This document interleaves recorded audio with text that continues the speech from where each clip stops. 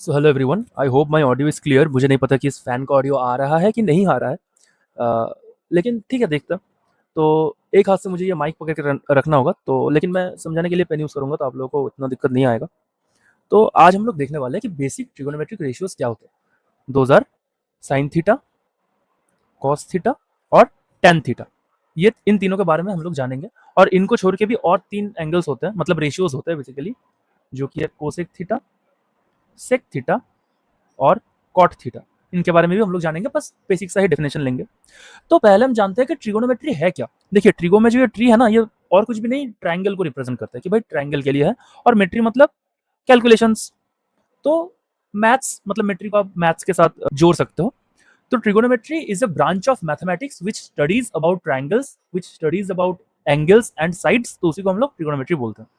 अब ये definition basics है, आप लोग लिख सकते हो कॉपी में। तो पहले हमको चाहिए एक राइट एंगल ट्रायंगल, क्योंकि वहीं से ट्रिगोनोमेट्री का जन्म हुआ है कि राइट एंगल ट्रायंगल के लिए ट्रिगोनोमेट्री पहले आता है, रेफरेंस में आता है।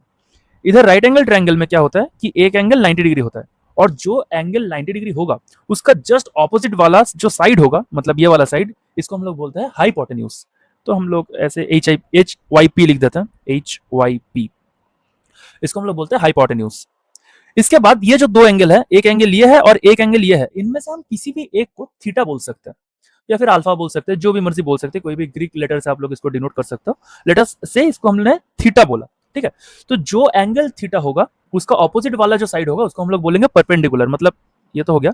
अब ये थीटा का जो ऑपोजिट वाला साइड है, मतलब ये वाला साइड, इसको हम लोग बोलेंगे परपेंडिकुलर। तो मैं पी आर लिख देता हूँ, इसको हम लोग एच से डिनोट करेंगे हाइपोटेन्यूज को, और परपेंडिकुलर को हम लोग पी से डिनोट करेंगे। और जो एक एडजेसेंट साइड रहता है परपेंडिकुलर के, जो ना ही हाइपोटेन्यूज है ना ही परपेंडिकुलर है, उसको हम लोग बोलेंगे बेस, और इसको बी से डिनोट करेंगे। अभी राइट एंगल ट्रायंगल का एक फीचर होता है, एक स्पेसिफिकेशन होता है, जो कि होता है हाइपोटेन्यूज का square equals to perpendicular square plus base square. Hypotenuse है क्या? अगर हम लोग इसको ए बी सी से नेमिंग करें तो ए सी का जो डिस्टेंस है वही हाइपोटेन्यूज है, मतलब लेंथ। ए बी का जो लेंथ है वही परपेंडिकुलर है, और बी सी का जो लेंथ है वही बेस है, ठीक है।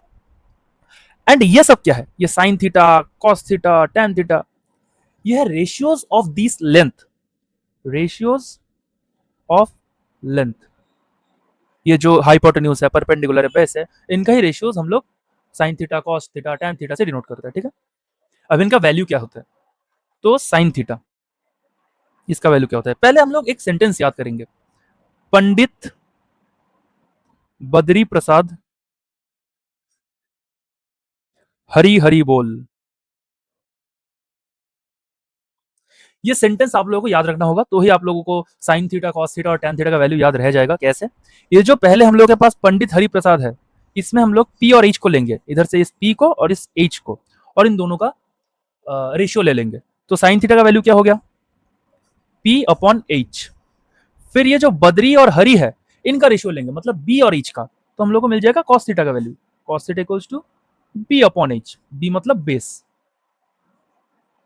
और फिर जो ये प्रसाद और बोल है, इसमें हम लोग पी और बी का रेशियो लेंगे, तो इससे हम लोग क्या मिलेगा? Tan theta equals to perpendicular by base. तो ऐसे हम लोग को इस तीन रेशियोज का वैल्यू मिल गए। अभी कॉस थीटा मतलब कोसेक थीटा, सेक थीटा और कॉट थीटा, ये क्या है? ये कुछ भी नहीं है, बस साइन थीटा, कॉस थीटा और टेन थीटा का रेसिप्रोकल है रिस्पेक्टिवली। मतलब कोसेक थीटा अगर हम लिखे, ये वन बाई साइन थीटा है। अगर हम लोग सेक थीटा लिखें, ये वन बाई कॉस थीटा है। और अगर हम लोग कॉट थीटा लिखें, ये वन बाई टेन थीटा है, ठीक है। तो मतलब कोसेक थीटा का वैल्यू क्या हो जाएगा? हाइपोटेन्यूज बाई परपेंडिकुलर हो जाएगा, क्योंकि one by perpendicular by hypotenuse is equals to hypotenuse by perpendicular. तो कोसेक थीटा का वैल्यू हो जाएगा ये वाला। ऐसे ही सेक थीटा का भी आप लोग निकाल सकते हो, और टेन थीटा की, कॉट थीटा का भी आप लोग निकाल सकते हो। सेक थीटा क्या होगा? हाइपोटेन्यूज बाई बेस, और कॉट थीटा क्या होगा? Base by hypotenuse. तो यही है कि कुछ basic ratios, sine theta, cos theta, tan theta, और इधर ये three ratios. And this is all about the basic trigonometric ratios.